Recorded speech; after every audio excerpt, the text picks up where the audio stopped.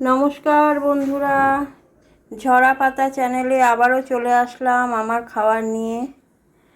আজকে আমার দুপুরের খাবার হচ্ছে গরম গরম ভাত, কাঁচা কলার খোসা বাটা, ভোলা মাছের ঝাল আর শুক্তো।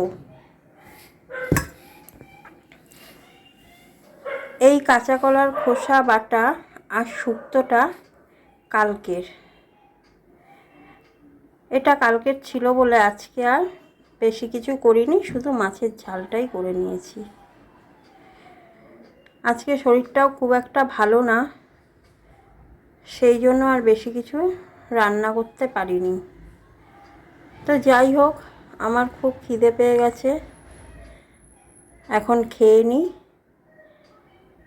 আজকের ভিডিও এইটুকুই, দেখা হচ্ছে পরের কোনো ভিডিওতে।